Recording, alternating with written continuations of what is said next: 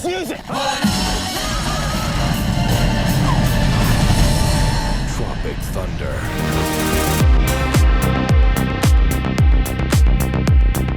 Hey guys, welcome back to the channel, and today we're going to be talking about the somewhat elusive Tropic Thunder on 4K, because I had a tough time getting this one, but we'll get to that. But before we jump into that, if you guys are into Blu-ray reviews, 4K reviews, movie reviews, some games, some tech stuff along the way, then consider subscribing, because we do all that here. So Tropic Thunder was released in 2008, directed by Ben Stiller. I always forget that Ben Stiller directed this movie. I think he did a fantastic job with this. I really like this movie. This is my kind of humor. I think it's really funny, and I'm really not into war movies at all. So basically, Tropic Thunder, and this has an A-list cast. This is a stacked cast. So basically, these guys from Vietnam who were in the war wrote a book, and now they're making a movie on it called Tropic Thunder. So this is kind of like a meta type thing where it's very self-aware. So it's a movie about making a movie, and they get dumped into Vietnam, and they're having some troubles on the set. Danny McBride, I love Danny McBride, and he's the pyro guy. He blew off a $4 million explosion. The cameras weren't even rolling. The director just can't get a hold of the cast. Jack Black's in this movie. Robert Downey Jr. He did a fantastic job in this movie. Ben Stiller, I guess he's the lead role. It kind of works out that way. But, there's not really a star because there's just so many of them. Matthew McConaughey's character with the TiVo, oh my god, that's hysterical. Tropic Thunder it's a ride, it's a rip, it's hysterical. They're dumped into the forest. They weren't performing well, so the guy who is supervising the movie, who supposedly wrote the book of Tropic Thunder, says, you gotta put these boys in the real shit. And they get dumped off the grid. There is actual a real terrorist organization, or drug cartel, or whatever the term was for them. They're actually shooting live rounds at them. The actors don't really know they're not in the movie anymore until later on. It takes them a while to figure it out. So they're still acting. The way they played it off was they got a little handbook, and there was secret cameras, hidden cameras, so everything was genuine. So they were just going off the script, and just some of them were a little bit more cautious. They were like, I'm not sure if this is right. It explained itself pretty well. It worked out pretty well. Later down the line, they figure out that these people who have been shooting at them have been live ammunition. Then they really switch gears, and they're in survival mode, and they become real soldiers. I mean, not real soldiers, but they survive the wilderness, they survive the attacks, and they get out alive. But again, back to the cast. I want to point out Tom Cruise is fucking hysterical in this movie. Tom Cruise plays, I guess he's one of the heads of the production company or the movie company that's putting this out, because he's the boss of... Well, he's not so much the boss of Ben Stiller's agent. So Ben Stiller's agent is Matthew McConaughey, and then Tom Cruise is the big shot at the movie studio. He's got all this hair. He's got the chest hair cruising out of the open shirt with the gold chain. He's got a bald cap on, and he's just playing this over-the-top psychopath, just business guy, and it's just hysterical. I've never really seen Tom Cruise in a comedy before. First, take a big step back and literally fuck your own face! When I think of Tom Cruise, I think of Mission Impossible, I think of Top Gun, I think of his action roles, and I don't, there's some comedic elements in some of the movies, like some one-liners, but this is the most over-the-top comedic role I've ever seen Tom Cruise in, and I absolutely loved it. I think he did a great job. Matthew McConaughey's character, who is the agent of Ben Stiller's character. So his whole mission in the movie is, in his contract that he fought for on the set, he's supposed to have TiVo. So Ben Stiller's calling him from the satellite phone, and he's basically telling him that he's held hostage, and he's just taking it. The only thing he's hearing is the TiVo was never hooked up. So he travels all the way to Vietnam with a TiVo box, and it's just hysterical. It's just an over-the-top movie, an over-the-top comedy. Jack Black was hysterical in this movie. The entire cast did fantastic. If you haven't seen this movie, you have to check it out. It's really funny. Again, I'm not into war movies at all. This is, it's got a war movie paint job on it, I guess you can say, but at at its heart, it's a comedy. It's very lighthearted. It's not a big-time war movie. It's not like a Saving Private Ryan or any of that. This is a comedy at the end of the day. It's a well-done comedy. And even the action scenes and the special effects and the explosions and all that shit, that all looks really good in this. And overall, it's a fantastic movie. You have to check it out. Overall, I gave the movie, I'm going to give it a 4 out of 5 stars for the film itself. I really like this one. This is a good one. This is a good Matt movie. But Kino Lorber thought it was good, so let's talk about Kino Lorber's 4K. So we're a bit late on this video because I pre-ordered this from Amazon and it has been out of stock on Amazon since the day of release. I still have not received my Amazon one. I ended up getting it through Best Buy. It wasn't even in a store pickup. I had to order it online and wait for it to be shipped to me. And it just seems like this is kind of hard to find for some reason because it was out of stock on Best Buy for a little while. Then it popped up, went out of stock again. I think it's available again. So I don't know what's going on with the release of this. I saw a lot of people had this early. So that was just my struggle with this. I had a tough time getting this. I'm going to be comparing the Kino Lorber 4K to the 2008 Blu-ray release. And this is the director's cut. This does not have the theatrical cut on it at all. Keep that in mind. So, Kino Lorber.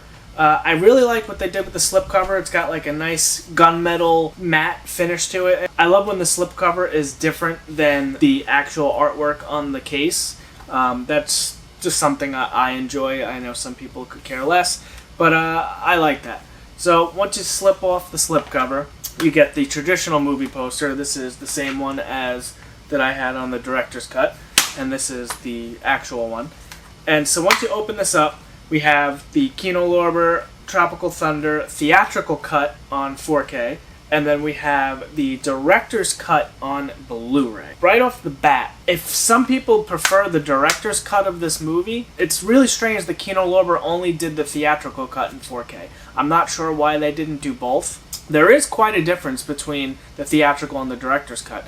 The theatrical is 107 minutes, where the director's cut is 121 minutes. Now, they just cut a lot of bullshit out of the movie, so it's not like a huge miss, but there's some like extra jokes or some different dialogue. Nothing crazy. It still gets to the same place, but just keep that in mind if you are a director's cut person. The director's cut is only still on Blu-ray. Now, I can't get concrete information on the director's cut Blu-ray. I compared it to this Blu-ray, and they looked pretty similar, but this one actually looked a bit brighter. So keep that in mind. You get the director's cut and the theatrical cut on 4K in this set. So that one is not really needed anymore. Or if you don't have it at all, this is probably the way to go because the 4K looks incredible. The Dolby Vision that they added to it, it looks amazing. Now they're in Vietnam. They're in the forest. Just how vivid and deep green all the grass and the trees look in this movie. The 4K really makes everything stand out. That HDR really brings out the vibrant colors, the contrast between like the blue sky and the green trees, and then the brown dirt with the green grass. It really sharpens up that picture. The contrast between these colors really pop. And I think the Dolby Vision really lends itself well to this movie. Though most of the movie is during the day, there's a few nighttime scenes, and it's not too dark. You can still see everything going on. But again, I think the Dolby Vision really put in some work on this one. So back to the Blu-ray in this set. I can't confirm if it's the same scan as that or the new 4K scan downgraded to a Blu-ray disc. I think if it was a new 4K scan, they would advertise it. So I'm thinking it's the same one, and that's where all the special features are, because there's 0 special features on the 4K disc. All the special features are on the Blu-ray disc in this set. And there's quite a few. A lot of the special features are carried over from the last Blu-ray disc, but there's a ton of featurettes. There's the movie trailers. There's even a small little documentary, and then an audio commentary for the movie. So a lot of that is carried over. but just keep in mind that all of the special features are on the Blu-ray disc. There is 0 special features on the 4K. So visually, I would say the 4K looks really good. I would say good. It's definitely a big upgrade over the 2008 Blu-ray. The Blu-ray that's in this, again, it looked a little bit darker than the other Blu-ray, so I'm not sure if it's just... I really can't explain why it's different. I don't know if it's a different scan or not. I researched it on the internet. I could not figure it out. It's not advertised on the box, so that's up to your interpretation. So unfortunately, I don't have a concrete answer on the Blu-ray disc scan. So as far as audio goes, it still has the same Dolby Digital 5.1 track that was on the 08 disc, but you know, I wouldn't count that as a negative. I still think this audio track really sounds good. It really made great use of the rear speakers. The front channel was screaming, the subwoofer was going off, there's bombs going off. So I think it's a very good surround track. Would it have been nice to have an Atmos track? Sure. But the 5.1 still sounded fine, and it was not an upgrade over the previous Blu-ray disc. So there's no new audio here. This is strictly a 4K Dolby Vision upgrade. So overall, I want to say that I really enjoy the movie. This is one of my favorite comedies out there. I really like this one. I think Kino Lorber did a fantastic job with the packaging, with the 4K scan. I would have liked the Dolby Atmos track, and I would have liked the director's cut to be in 4K as well, because I think that's kind of a missed opportunity here. So in closing, I'm going to give this release a 7 out of 10. Only because I would have loved to see that director's cut to be in 4K as well, because some people will prefer to watch that, and I generally watch extended or director's cut versions of movies just because I like to see more of that movie. So I kind of take that as a loss right there. The theatrical version for sure is definitely a visual upgrade. And again, I like the packaging, what they did here. So this is definitely the definitive way to do it. But sometimes I'll probably watch the Blu-ray in here just for those extended scenes. Can I recommend if you pick this up, if you don't already have the 2008 director's cut, or you don't care about the director's cut and you only want to watch the theatrical, or you just want to have the option to have the 4K, then yeah, sure, pick it up because it is a visual upgrade. This is the complete package now. So this disc is in here on Blu-ray from Kino. So it's really, do you want the 4K of the theatrical? Because again, some people might only like to watch the director's cut. So it really is a preference at that point. So again, this is going to be a 7 out of 10. It's a missed opportunity not to put the director on 4K, and I would have liked an audio upgrade, even though the audio track still sounded perfectly fine.